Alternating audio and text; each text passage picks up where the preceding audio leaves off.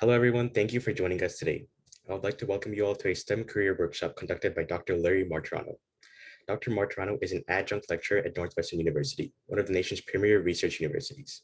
He is also Senior Director of Product Management and Innovation at Honeywell. I will be asking Dr. Marturano about his motivation to pursue a STEM career, his advice to students interested in STEM, and his ability to multitask in the ever-changing world of STEM. So let's start out, Dr. Marturano. Tell us a little about yourself and how you decided to pursue a career in STEM. How did you gain interest in physics or just science in general? Well, first of all, thanks, Abhi, for inviting me on this workshop. I think it's really important. Obviously, I'm really passionate about the STEM career, so I'll hope to impart at least some wisdom here and maybe some humor as well. So, yeah, I mean, when I got started with STEM, I have to kind of go back to like when I was a little kid. So my dad was a printer.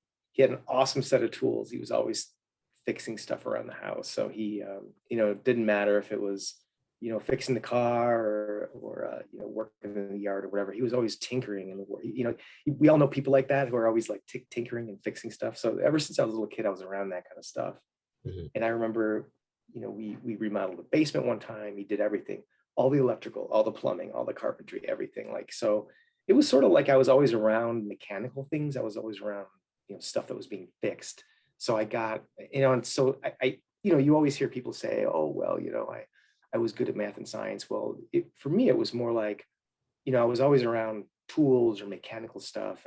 And it kind of piqued my interest from an early age. Just how things worked and, how you could take things apart and how you could fix things and how you could build things. And I always thought that was kind of cool. So then later on, when I got into junior high school, I don't really have great memories of this. Like I don't know exactly how it happened, but apparently I won some kind of math award. I didn't even remember entering a contest, but apparently I won some kind of award, and I ended up, as a reward, I ended up going to these after school sessions. I think it was billed as a camp. It wasn't really a camp. It was like extra lessons or sessions or something like that. It was kind of fuzzy, but I don't know. I have some stuff in my scrapbook from that, but I do remember doing that. And then so as a result, when I got to high school, my first year was sort of heavy math and science. But the other thing that I really liked a lot was I was in, I don't even know if they have this in high school anymore, but back in the day, they had these mechanical drafting courses. So you would learn how to create blueprints and mechanical drawings of pieces of electrical equipment or mechanical equipment. And there was a class on architectural drawing. Like one of my first things I wanted to do is I wanted to be an architect. But I found out that I wasn't that artistic. So that wasn't such a great idea. But I did like mechanical drafting.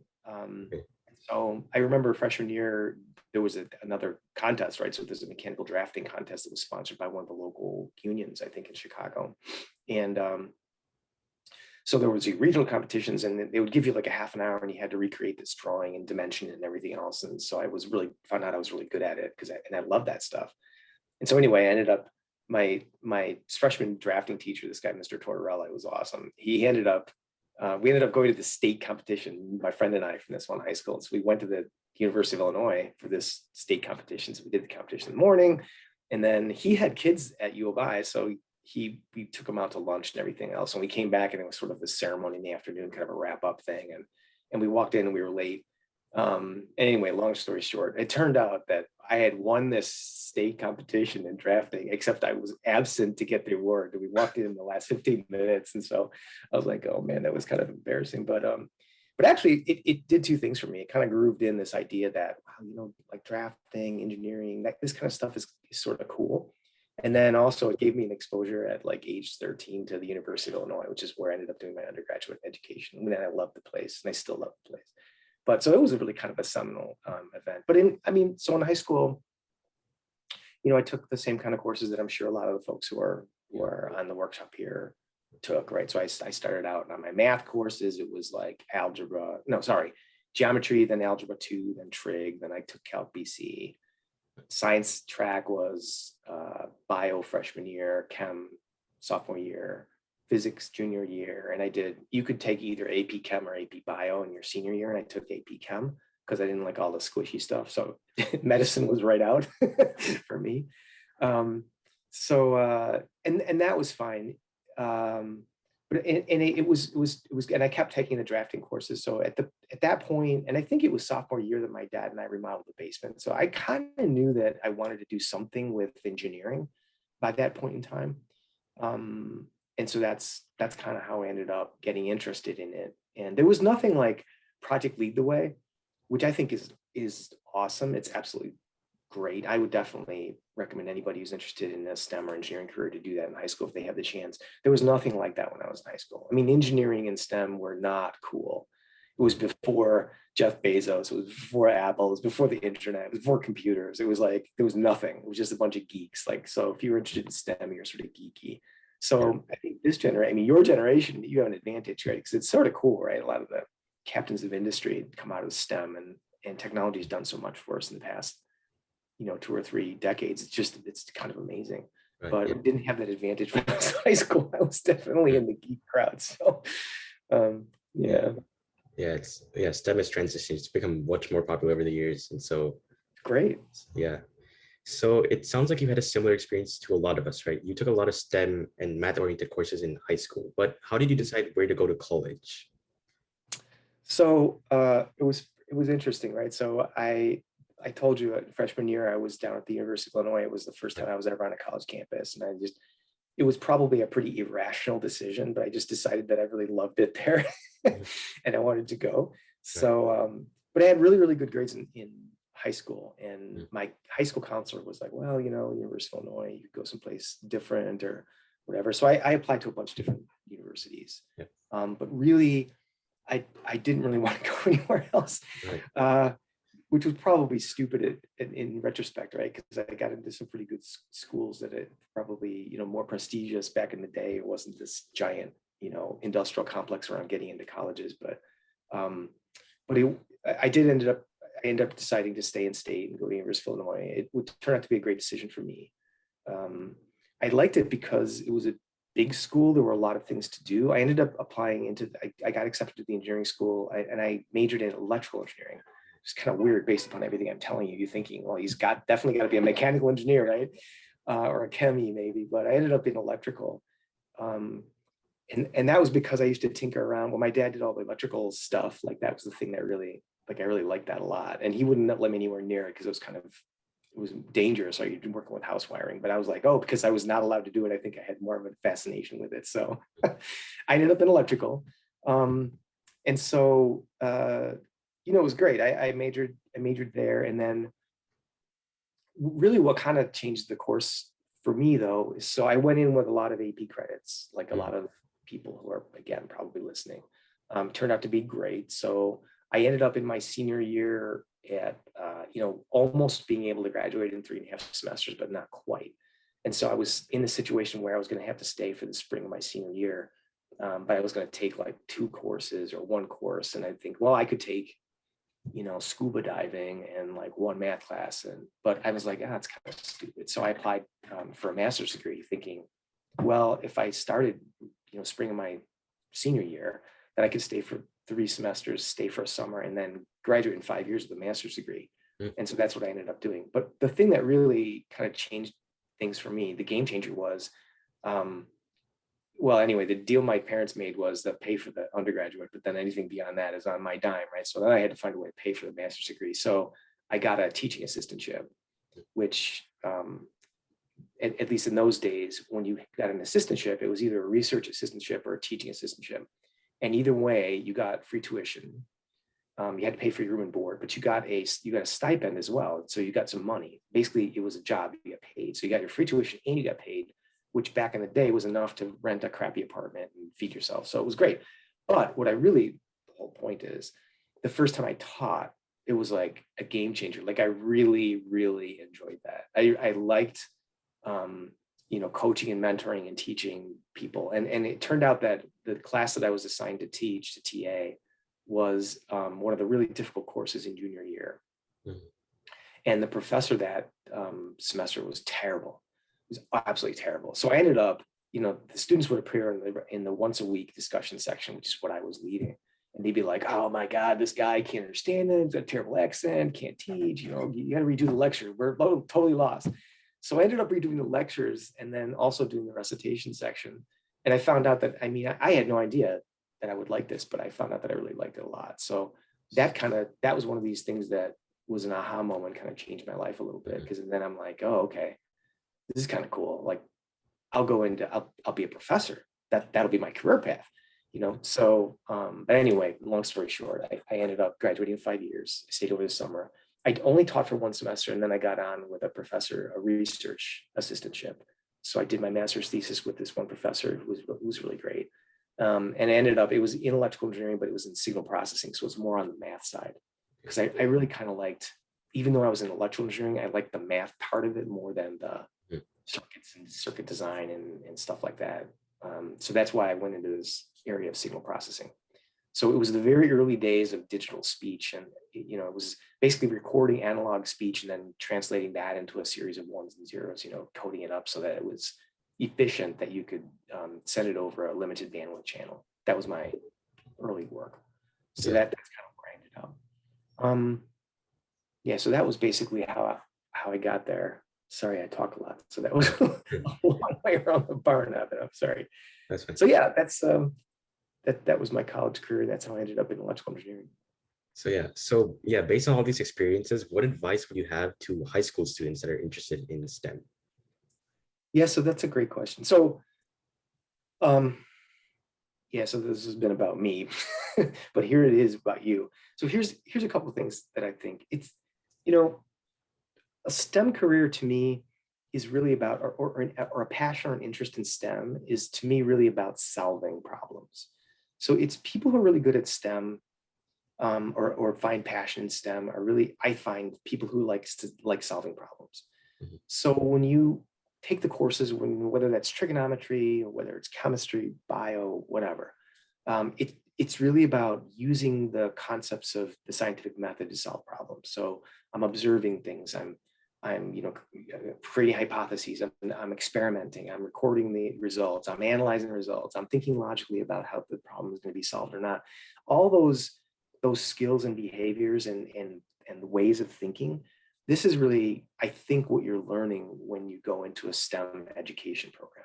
So when you're in high school or college or whatever, it really doesn't matter what the field is. To me, that's what you're learning. You're learning a way of thinking and a way of orienting yourself to the universe that will help you. So I think as a consequence, whenever I hear students talk about, well, I'm in STEM because I guess I was good at math and science. Well, it's not really a good reason, right? Like the reason that you want to go to a STEM career is because you like solving problems. Like to me, it's like when I interview people even now for jobs, like when they talk about like solving problems or having an itch to solve a problem, that's really, I think, how you know that you're you're a STEM person in the future. Yeah. But the other thing that's kind of nice about that is that I don't think you need to really get too hung up on which particular field you're in necessarily too early, right? So I know there's an enormous amount of pressure on high school students. People who tend to be high achieving tend to have parents who are high achieving, tend to have parents who are high pressure. I mean, it's a stereotype. It doesn't fit everybody, but that's the case, right? And so, and I think, there's this pressure to have everything figured out at age 16 or 17. Oh, you're going to be in this kind of engineering field, or you're going to be in this part of medicine, or you're going to be in this part. And I just think that that's not very productive. I really think that if you're going to be in STEM, be in STEM, that's great, but be ready to pivot, right? Because you might find that your interests lie in one or another area. And I don't think you need to worry too much about that, because the kind of thinking, again, beneath the covers that you're cultivating, the skills and the philosophies and the ways of thinking, they're transferable, right? So whether you're in mechanical engineering, or whether you're in electrical engineering, whether you're in medicine, I mean, to a certain extent, that logic foundation is really what you're learning and what you're passionate about. So I would not get too hung up on what you want to be too early. Mm-hmm. The other thing, which is a little bit counterintuitive, or maybe even controversial, is I don't think you need to get too hung up on where to go to school. Mm-hmm. So there's a lot of money being spent on marketing about, I got to go to Stanford, I got to go to MIT, I got to go to Northwestern, I got to go here, I got to go there. I know there's a lot of, again, parental pressure to go to a certain brand name school. My what I found in my engineering career, working with lots and lots and lots of different people, is I don't want to say it doesn't matter, because there's a caliber of student that goes and gets applied and gets accepted or whatever to these kind. But it the success that you're learning the same science anywhere you go. And it's really about how you apply yourself and what you do. And again, that sounds like a cliche in and of itself, but I found it's cliche because it's true. Like if you get out what you put in. So even if you go to a Stanford and MIT, you go around and play video games all day long, you're not going to last long there, right? So it's not that you got a T-shirt that says Stanford on the front of it that's not going to give you anything, right? You got to work your butt off. Same thing anywhere. I will say the one thing that you need to work on is networking. Networking and the soft side of any vocation is really underrated, I think. And so that's where when you go to like if you're in law, you go to Yale, or if you're in medicine, you go to wherever, that's where the advantages of those places really shine, is that you meet people that are then going to, open doors for you in any place. But that's a skill that you need to cultivate anyway, right? So even in high school, get good at talking to people you don't know. Be curious about people. Create this network of folks, and that will help you in college as well. Because you'll meet your professors, you'll meet other students, you'll meet people that are not like you, you'll learn new things, and that whole idea of networking is another piece of advice I would give people. It's like, it's not enough to just hit the books. You've got to get out there in the real world and talk to people, because that's where these opportunities are going to open up. And you could start that in high school, but you should definitely carry that throughout the rest of your life. Yeah. And kind of along the same lines, like how do you manage all that workload in college, especially like having internships to worry about, jobs, as well as the academics? How do you manage all that? So I just recently read a really good book that I agree with. The name of the book is 4,000 Weeks. That's about how long an average person's life lasts, if you're lucky. And the point of the book is something I totally agree with, which is, it's not about managing time so that you can get everything done. You'll never get everything done. Like, this already at 17 or 16 or 18, right? Like, there's so many demands on your time. No matter what you do, whether you're making lists or you're using some kind of application on your phone, you'll never get everything done. There's just endless inbox, endless work tasks, endless life. So what you really need to do is prioritize what's the most important thing and what's not. So I think that there's a big aspect of prioritization, and there are some things that you just have to let go and not do. And so you just have to choose. That's the secret of time management to me. At the same time, there's I learned this the hard way, and if I can impart this to you guys on this workshop, please. It is a scientific fact. Human beings cannot multitask. Can't. The only thing you can do, your brain is like a single task processor.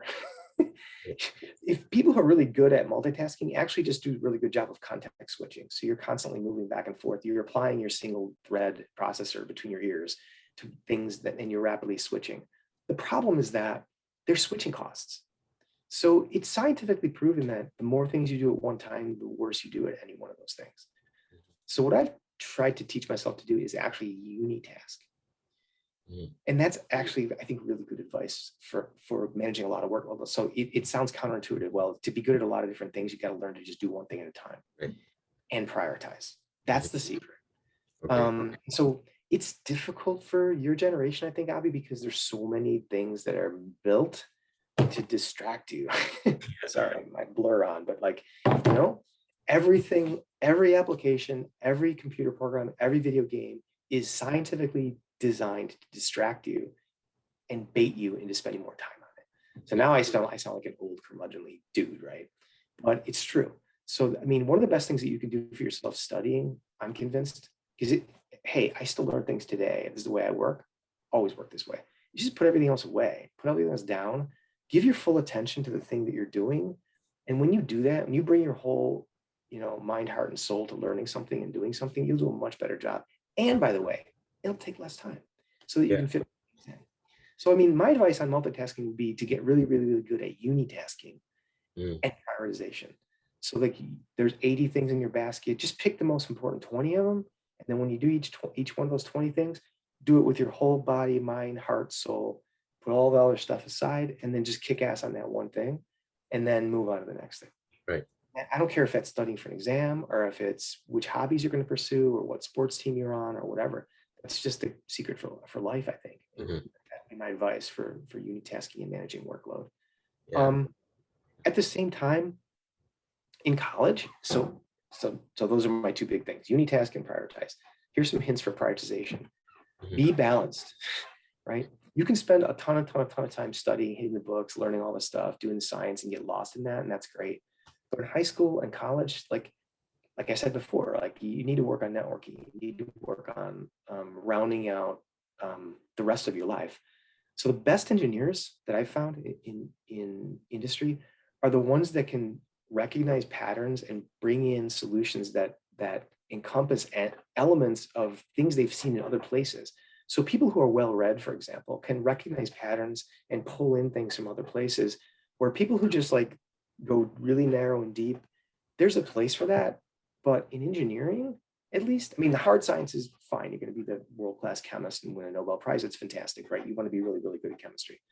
But if you're going to be an engineer and you're going to solve problems, then you have to draw from lots of different zones or regimes in your life. So it pays to prioritize other stuff other than engineering.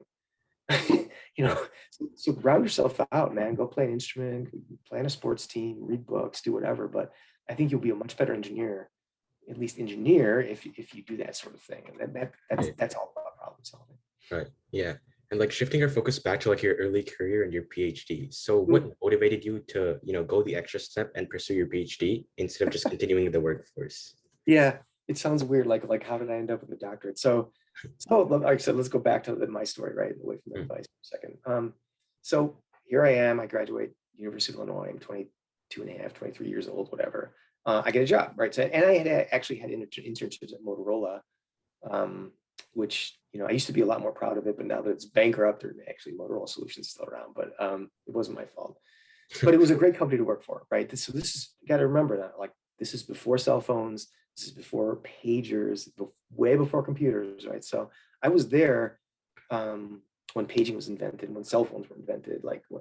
Anyway, I digress. It was fun. It was a fun career. I spent 21 years there. But anyway, I took a job there. I had 2 summer internships, then I took a job there. And then, but my plan was, right, I really wanted to be a college professor. Really, really, really want to be a college professor. So I figured, well, all right, this is what I'll do. I'll take a job, I'll see if I like it, and we'll go from there. But I really kind of somehow I kind of had this in the back of my mind. I wanted to kind of be a professor. So I worked for Motorola for 6 or 8 months, and they have a really generous educational reimbursement policy at the time. So I decided, well, time is right. I'm still young. I'm going to get my PhD. So I applied to Northwestern, got accepted, which, by the way, as an adult, part-time, it's a lot easier than getting in as an undergraduate. So anyway, I applied to Northwestern, got in, and I did my entire PhD part-time, which I would not recommend to anybody because it was hell. It was very difficult and it took me 8 years. I'll tell you why it took me 8 years, because I started, did all my coursework, and I was working full-time, and I was going to school in the evenings and in the afternoons. Actually, my boss was really awesome. Northwestern didn't really have a robust night program, so he gave me time off work to drive to Evanston and take the courses. But anyway, my advice to prioritize and unitask did not follow that very, very well in my early career. So I just drove myself crazy trying to get this. But anyway, something really interesting happened to me also halfway through my PhD. And I don't have time to go into it now, but basically I had this kind of aha moment that the core technology PhD that I was pursuing, I had an experience in the field at Motorola that told me that user-centered design and understanding technology consumers when you're designing the technology was really, really important, critical, because it helped explain a huge failure that we had at Motorola. So I thought, oh, this is kind of cool. And it motivated me to change my dissertation topic completely. So I'd finished all my coursework, I finished my proposal, and then I was like, this is not what I want to do. So I flushed it and I changed advisors. I started a new topic, and this was like 4 years into it. Like I would have graduated in another eight or 9 months. And I just decided I'm not interested in this. Like, this is not my passion. Like, this is my passion. I found it. So I did that. I changed totally. Well, the downside of that is it took me 4 more years to finish my PhD. And like, I was right up against the timeline. Like, it turns out that they will not take your money anymore after 8 years. Like, you're out. you can't stay, like, you can't sit here anymore. Like, they just tell you to move along. So I was like, I had to file an extension. I was right up against my deadline. So, but here's the other thing that happened to me. And trust me, there's a point why I'm telling you this long story. So as I learned more about what happened in a university, at least at the time, I decided that, being a college professor I thought it was all about teaching, right? Because I liked teaching. Remember, that's what made me passionate in University of Illinois, doing that first teaching assistantship. Well, it turned out that being a college professor is a lot more than just teaching, right? You got to go out and get funding, and you got to do research, you got to do all this other stuff. And I was like, I wasn't that interested in that. Like, and that's what the PhD program taught me, because I had my ears open and I was networking and talking to a lot of professors. And I was like, I don't really know if I like this so much, right? So Yeah. I knew that was the case like 6 years into it, but I'm like, 6 years into it, I'm going to finish this sucker off. So I did. Like, I finished that last 2 years. I got my PhD. But it was never really an option for me to be a full-time college professor. And that's something that I only learned because I was in it. And so it was kind of weird, right? Because I started my PhD, I was living in my parents' basement, right out of college. And then when I finished my PhD, I was married. I had one child, and then my wife was about to deliver her second child, like right after I graduated. I graduated in June, Sarah was born in July. So it was like huge life change, very stressful, not good at unitasking. But here's the lesson, okay? The lesson is, don't be afraid to try a lot of things, right? Because life is if you're lucky, life's very long. And you just don't know where the opportunities and doors are going to open. So, and this is, again, when I go back to the advice I gave you earlier about, like, at 16 or 17, like if I look at myself at 16 or 17, I had no clue what was going to happen in the next 10 years of my life. None, like no way to predict. Mm-hmm. And, I knew that I was passionate about certain things. Like, I liked solving problems. I knew I was, that was where my passion was. I didn't know exactly how it was going to manifest itself, right? And I think trying too hard to predict and put all your eggs in one psychic basket, like, oh, I have to be a dentist, or I have to do this, or I think it's not the way life works, So that was my meandering path to have my PhD. So then I'm like 30 years old. I ended up with a PhD, and I was still at Motorola, and I had a really, by that time, my career was sort of taking off in engineering. Right. And so that's the horse that I rode. I kept going with that. And it was only later that I ended up as an adjunct at Northwestern, either coincidentally or ironically. I can't decide which. But that only came much later. Like, I didn't start doing that until I was in my early 50s. So my advice to you guys, like with that long meandering story, is, like, just try not to get grooved in too early. Don't put all your mental bets on one square.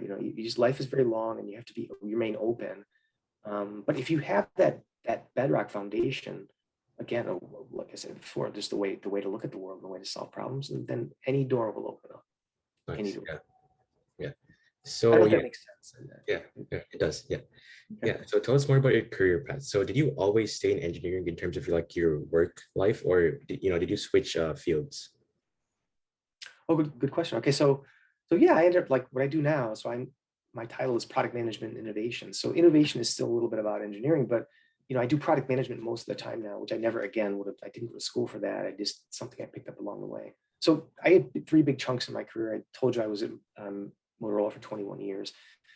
I actually changed my career path right in the middle, and I went into consulting.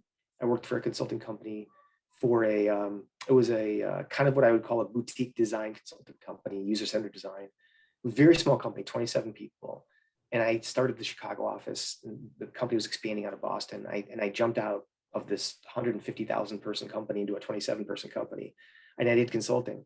And the thing I learned there was sales. Like, it was up to me to sell the consulting gigs so that the people who I had hired could stay employed. Like, in a small company, there's no giant pool of money, right? So you have to sell to work and then work to sell. So it taught me a lot, right? So I worked there for 5 years. And then I was recruited from that company to go to Honeywell, which is where I work today.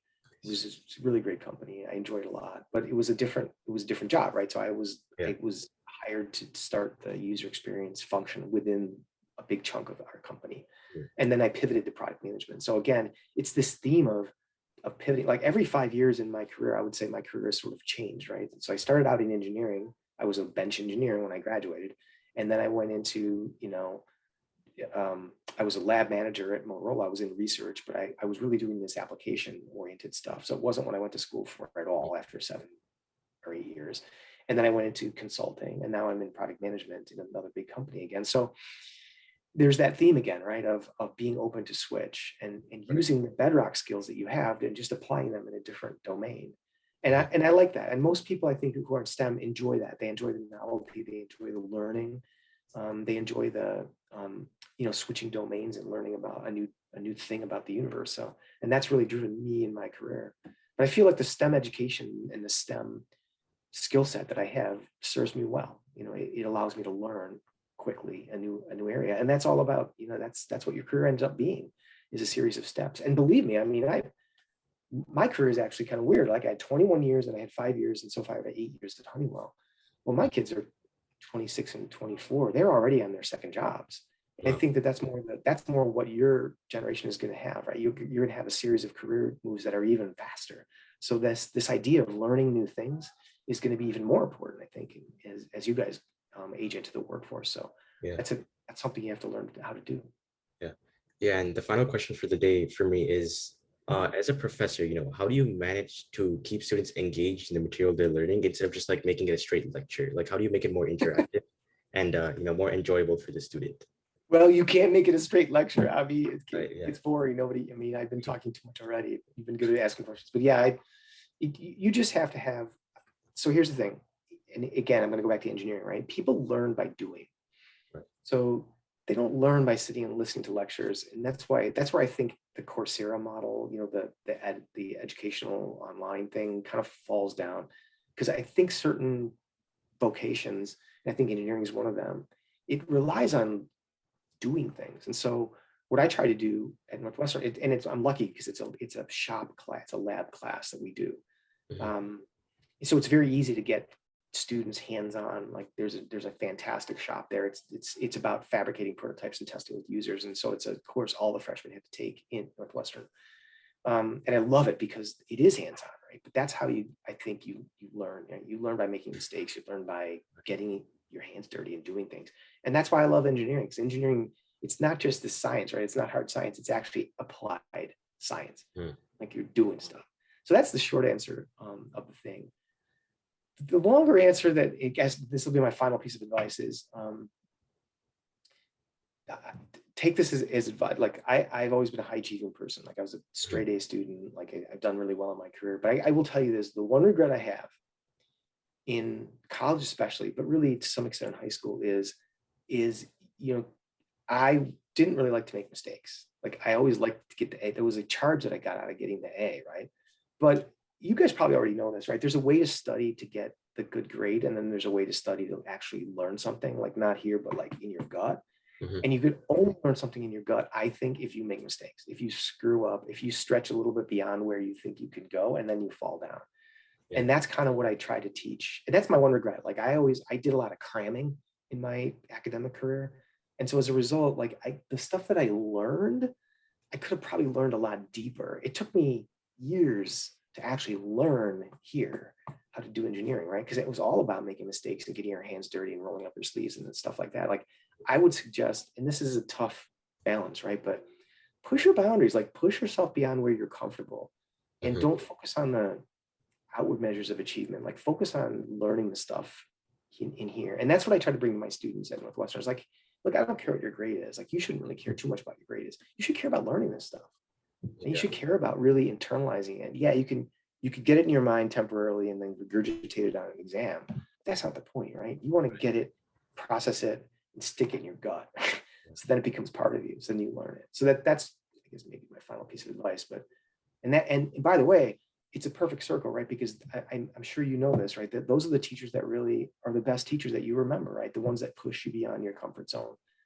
The ones that made you roll your hands up and roll your sleeves up, get your hands dirty and do stuff. I think those are the memorable experiences from an educational standpoint. Those are the ones that make the most difference in someone's life as well. So that's kind of what I try to do. Not perfect at it, but that's definitely my philosophy. Yeah. Yeah, that's a really valuable piece of advice. So yeah, thank you for that. And yeah, thank you for your time today too. So yeah, I'm sure you helped a lot of students, gauge where they stand in terms of like achieving a good STEM career and, what next steps they need to take. And so yeah, thank you for that. Sure, you're welcome. It was a pleasure. Thanks for talking. All right, thank you. Thanks.